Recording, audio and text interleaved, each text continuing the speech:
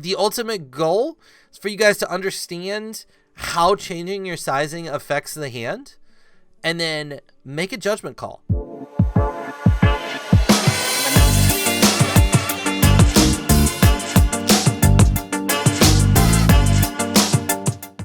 We're going to be getting into a c-betting session today. I'm super pumped. Exclamation c-bet in chat, guys. The command is in there now. You guys can put that command in and get access to the infographic. I'm also going to pull it up here, and we're just going to kind of run through what all this means and give you guys an idea of kind of the basics of c-betting.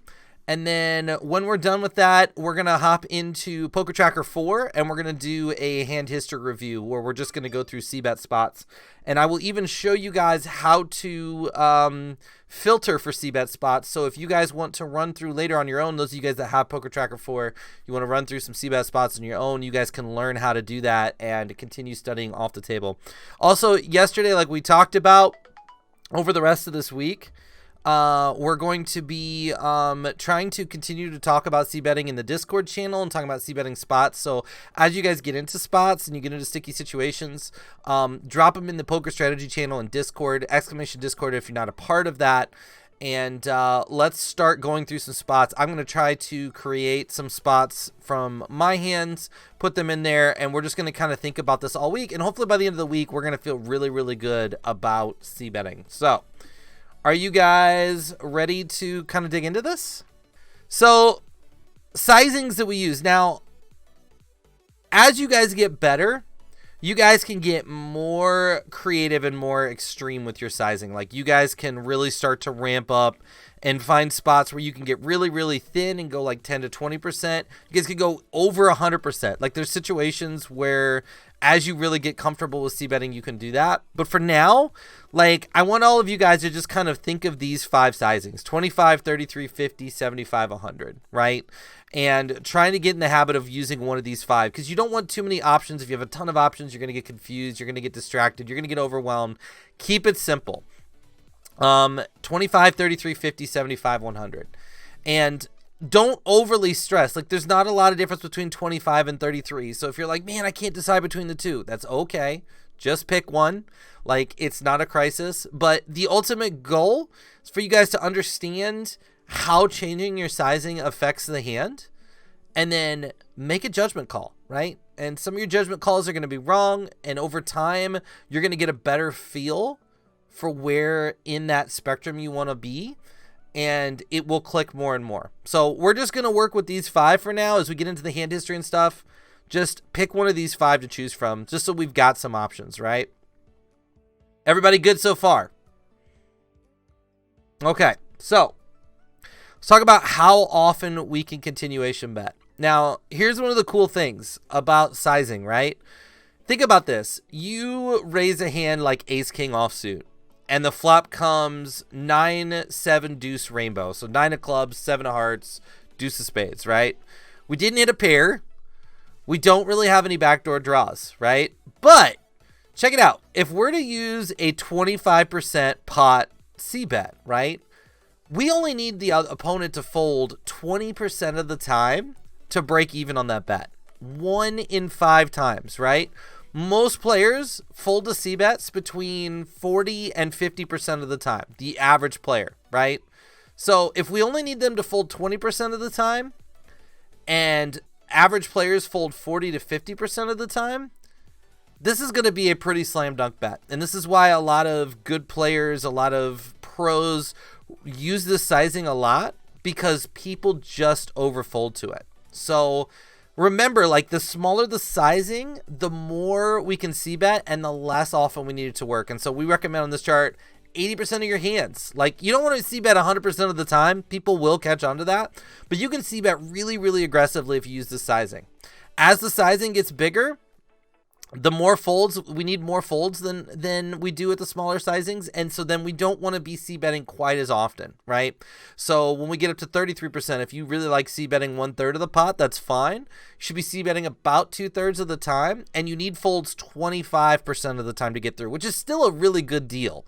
Because again, it's going to be below that 50% threshold. Once you move up to 50%, c-bets, which, SLU Ranger brought up earlier. Isn't that the most common? That's the most common that average players use. We're not going to be using it as much, and the reason is because it's not really necessary. Like 50% is kind of no man's land, right? Like by going down to 25%, you're still going to see people fold a really high percentage of the time, but at the half the price, right?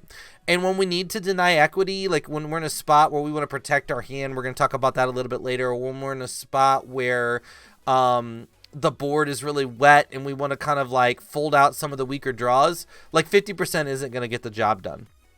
So this is kind of the most common one that people use, but we're going to try to gravitate more towards the bottom of the top of this chart. That being said, if you're just like 50% is my game, that's how I play, I'm a 50% baller, that's okay. You want to see bet about half your hands, and your goal is you're going to need to get folds 33% of the time to break even. So if you can still get people to fold 40 to 50% of the time to this c-bet size, it's going to work. We get a little bit bigger now. We start getting to 75%, like a chunkier c-bet. Most of you probably don't c-bet this as often. Most players only get to the sizing when they have like aces, right? Like this is kind of like the go-to sizing when you have aces and the flop is like king 7-4. Everybody likes to go to that 3/4 pot. This one, like we want to definitely use the sizing less. Once we start getting to bigger sizing, we need people to fold more often. So we don't want to be bringing as many bluffs. We don't want to be bringing as many hands total. Like we want to be starting to get conservative with how often we're c-betting. So if you're going to c-bet 75%, we should only be doing it with about 33% of our hands. We're going to need folds 3 and 7 times, or like 42%. So now we're kind of getting close to where the norm is. And so you can see why this is going to be more of a break-even bet against the population as a whole. And so we need to have more value hands, less bluffs, and that means we just need to be betting less often because we don't hit the flop as often as we normally do.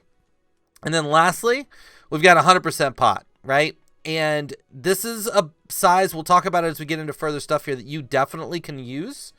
But if we're going to use it, again, we want to like really start using it less and less. You really want to be c-betting about 20% of the time when you're using this sizing. And you need folds 50% of the time. So again, like I was talking about, the population folds to c-bets 40 to 50% of the time. This bet needs 50% folds. It's not going to get there very often. So you're going to have a lot of value here. And if you're bluffing with the sizing, you have to do it in really careful situations. Any questions on kind of how the sizing works here? Does that kind of make sense to everybody? What sizing are we using against amateur players, right? So we've got our 5 sizings here. And again, this isn't like in this exact situation, use 25. In this exact situation, don't think about it that way, okay? Think about it as kind of a spectrum here. On one end of the scale, the 25% here, we've got our bluffs and draws, right? Like, because amateur players overfold and they don't really pay attention to what size you're using, generally speaking, they just see that you've made a bet. Yep, Spankin' Boy, it's right here. We are going to use this sizing more often than anything. The 25% is going to be the sizing we want to use most frequently. And that works out good because it's the sizing that we can c-bet the most hands with, right? We can c-bet 80% of the time at this sizing. We're going to use this against amateur players for all of our bluffs and draws. Does anybody in chat know what percentage of the time you actually hit the flop? Meaning you have a pair or better. Anybody know?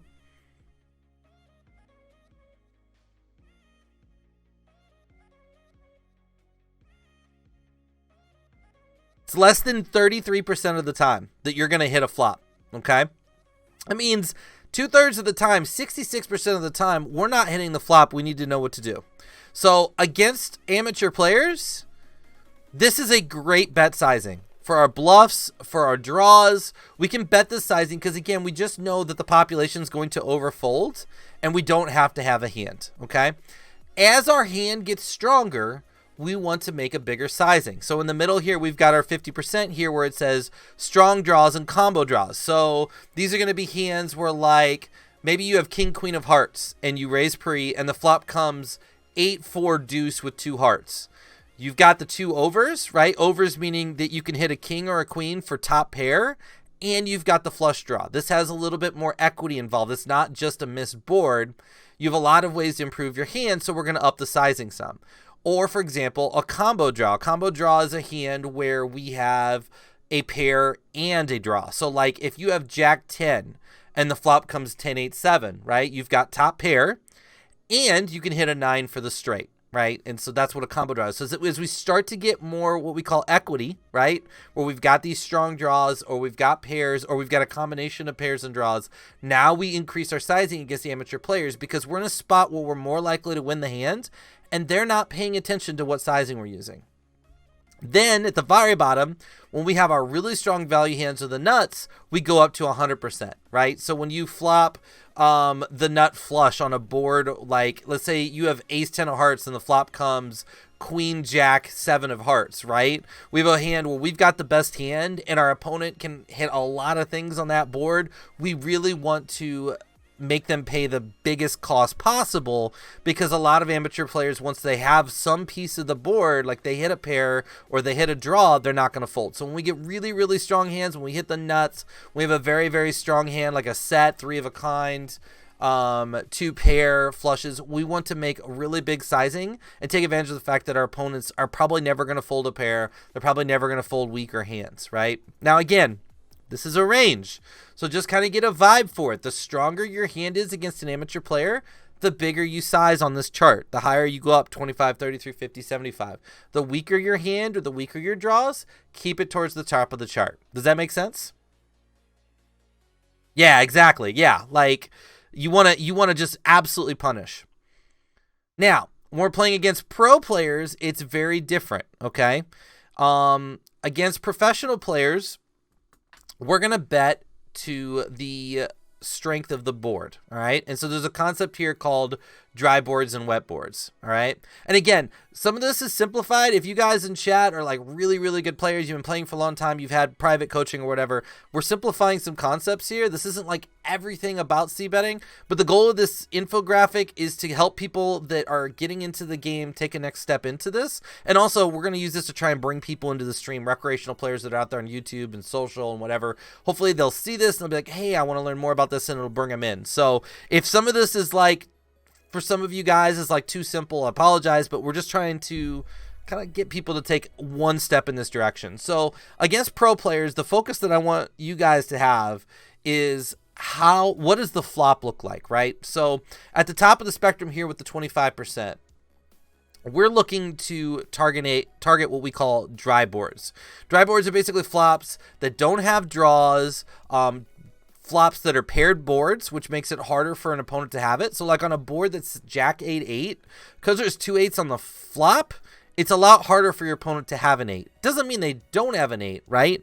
But it's easier for your opponent to connect with a board that's like Jack 8-4, where there's 3 cards that they can hit a pair on, than a board like Jack 8-8, where now there's only 2 cards that they can hit.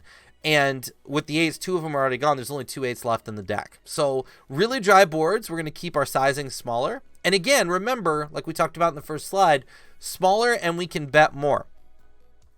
As the board starts to get more coordinated, we start to run into semi-coordinated boards with a flush or straight draw. So if the board is like 9-8 deuce rainbow, right, where there can be straight draws out there, Jack 10, Queen 10, 10-7, 7-6, 7-5, 6-7, Queen Jack, all those hands have straight draws. Or like hands where there's a flush draw, like the board comes 10-5 deuce and there's 2 hearts or 2 clubs or 2 spades.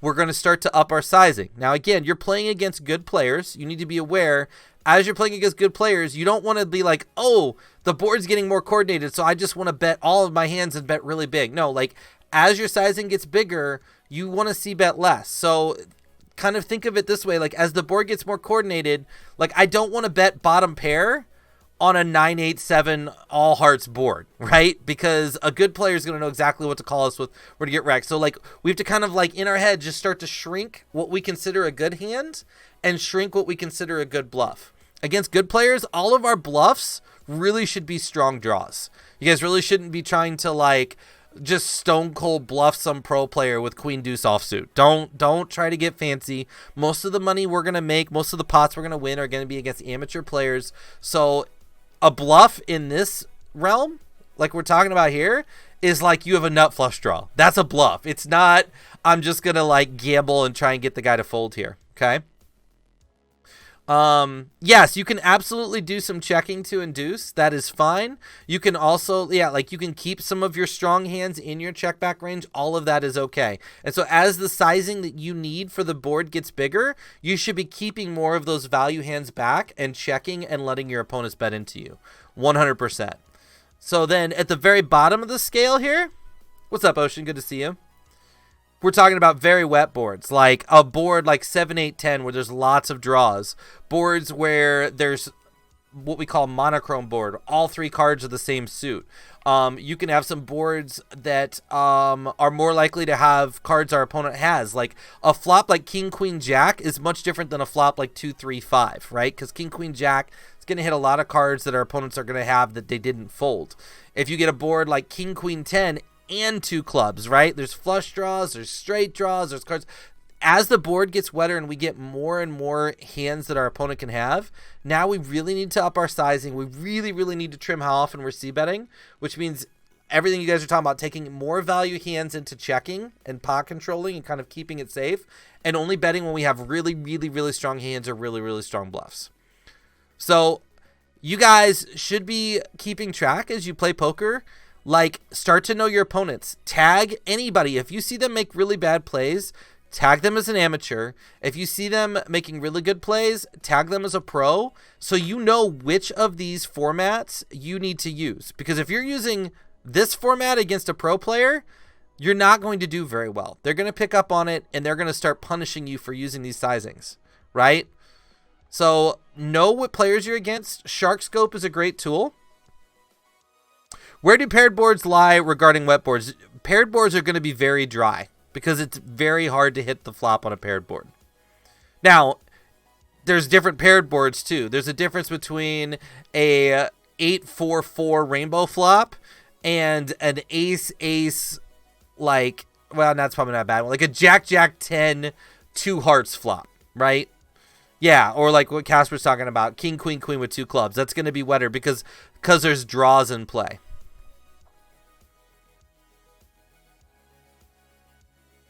Good questions. Good questions. All right.